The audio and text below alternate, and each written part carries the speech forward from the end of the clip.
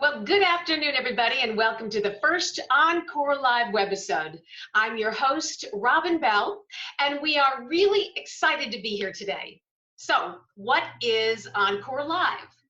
Encore Live brings industry leaders and Avery Dennison experts together in an engaging live format that's going to help you serve your customers with insights and services that will help you grow your business.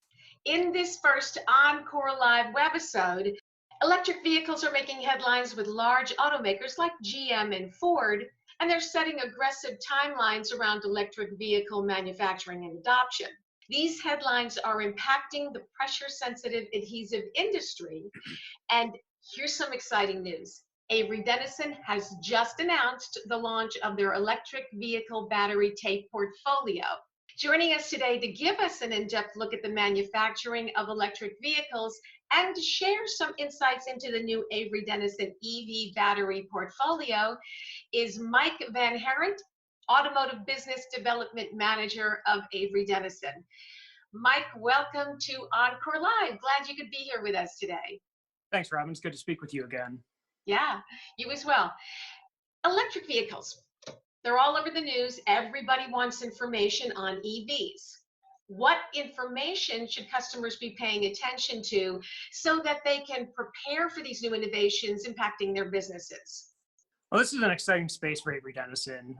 Since we launched this portfolio in February, we've had a ton of engagement from converters, different customers, and OEMs, and we're continuing to grow in this space. If we start to look at the current market conditions that you're seeing on your screen right now, 2021, we're looking at about 3% global market share. Not terribly large across the globe, but as we look at the combined annual growth rate for 2025, we're looking at 9.5% roughly. And then by 2030, roughly 22%, if we're just looking at the electric vehicle portion of that graph and excluding the plug-in hybrid. So one would ask, well, what's driving these electric vehicles, right? Well, there's two really primary drivers. You have some global policy initiatives being put forth by different government agencies, and then technological improvements. First off, let's talk about policy. So global CO2 emissions are really driving a lot of this initial growth. Starting off in North America, we have our new administration here with the new Green Deal initiative. So 2030, they're trying to put in 500,000 charging units nationwide, up from the current 90,000 units that are available today. Our U.S. government fleet has 650,000 vehicles, and they're going to be moving to an all-electric fleet moving forward. And then finally, the Department of Energy is trying to source more rare earth materials and minerals for electric vehicle construction. One, to strategically shore up our domestic supply, and the other is to have less reliance on overseas importation of those raw materials. And then outside of North America, we'll look at Europe. In 2020, during all of the wonderful COVID crisis, they also implemented new CO2 regulations requiring that your light vehicle fleets have to basically achieve a 57 mile per gallon fleet average, which is very difficult to do with traditional internal combustion engines. So with that, we've seen a huge increase in electric vehicle implementation there, and they're potentially moving to start banning internal combustion engines by 2030 in Europe. Internal combustion engines, wow, right? 500,000 charging stations, that's the goal. And 300 miles, is it?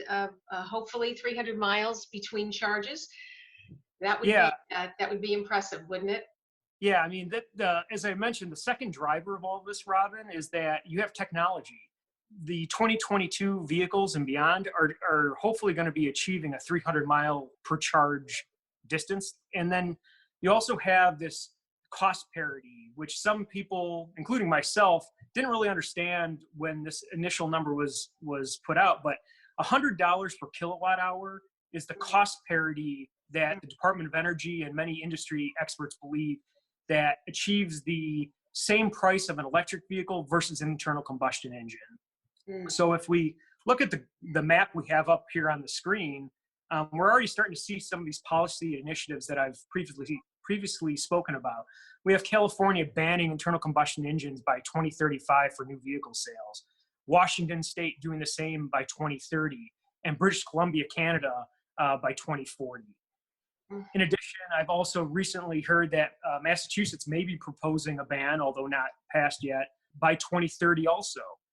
And then what does that mean for vehicle manufacturers? Well, General Motors has said that they're going to be all electric by 2035. And Volvo has said that they're going to be all electric globally by 2030. So we're seeing a lot of movement in this space. Yeah, there's definitely loads of interest in electric vehicles. Something I want to talk about, if we could, what are the most common challenges in battery design and construction? So really, I mean, besides how Avery Dennison really, how we address these, the common challenges that the industry fights are a couple. You have occupant protection and safety, things like thermal runaway events, fires. I mean, if you've seen any YouTube fires of specific electric vehicles catching fire, it's a pretty catastrophic event. So trying to keep those occupants safe and protected. Packaging constraints. Everyone wants longer range vehicles so that their electric vehicle would be almost the same type of range as what their internal combustion gasoline or diesel powered vehicles move today. And there's a lot of packaging constraints to try and achieve those type of capacities. And then you have heat management, both during using the vehicle and driving, and then quick charging. Quick charging generates a tremendous amount of heat, especially as you start to go above 150 kilowatt hours of charging. So you could do a 5 or 10 minute charge on your battery. There's a ton of heat generated, and then trying to manage that heat. Yeah, that certainly is a challenge.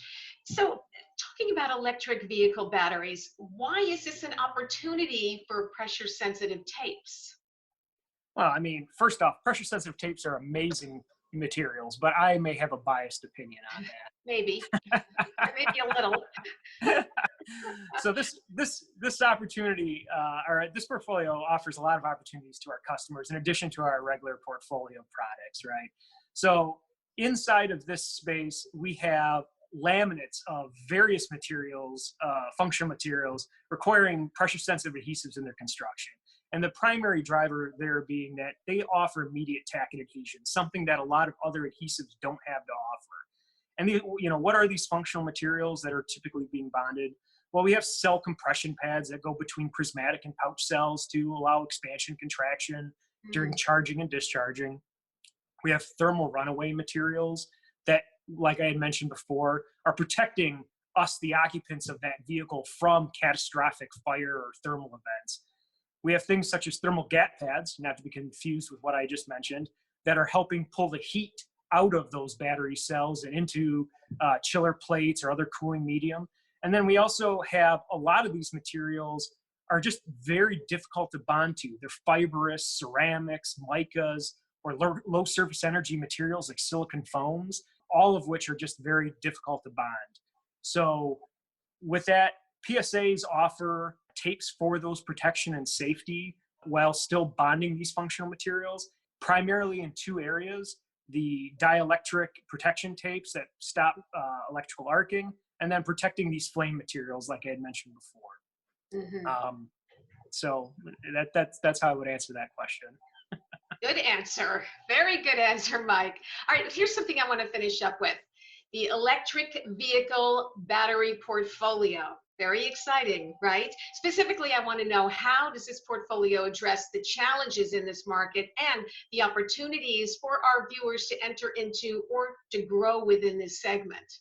So we have the graphic that we have up here on the screen. We have 8 primary applications that we list that are really our primary focal items.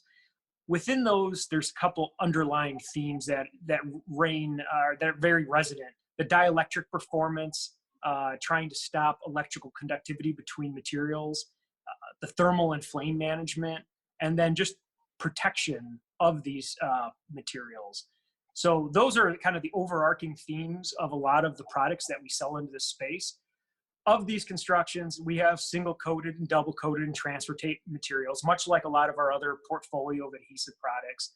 We have different acrylic and silicone chemistries we're using in this space that optimize the bondability of the substrates, with the performance of shear and tack and strength that are needed for the application. And then we're combining all of that with functional films. Some of those are flame retardant, some of those are dielectric, and there's a variety of other products as well. And then the portfolio that we're offering here today is ever evolving. As new requirements from OEMs continue to come forth, we're going to continue innovating. This is our generation one of this portfolio, and we're going to, a year or two from now, we may have additional products that we're offering in this space just because of the continued growth in the electric vehicle industry and the evolution of engineering occurring within it. It's really an exciting time. Electric vehicles, this is a very exciting, it's kind of like the Jetsons have arrived, right? Well, this was fascinating and this was fun. I really appreciate your time. Thanks for joining us today, Mike. Thank you, Robin. And I just wanted to also mention that we're going to be giving a Eevee battery webinar this summer in 2021. For those of you who would like to join, we'll be announcing those details in the future. Yes, and we're going to be sending out an email soon to let everybody know when that webinar will take place, and you'll get some information on signing up for that event. Again, thanks, Mike. I want to let you know our next Encore Live webisode is going to take place on June 17th. You're going to be able to register through our Encore e-newsletter, LinkedIn, or you can register through email. Well, this was great. I really appreciate all of you spending time with us today. This was a lot of fun. After the webisode, we are going to send out a brief survey. Take a moment, provide your feedback regarding today's webisode. We really would appreciate that. Until next time, I'm Robin Bell, and this was Avery Dennison's Performance Tapes, Encore Live.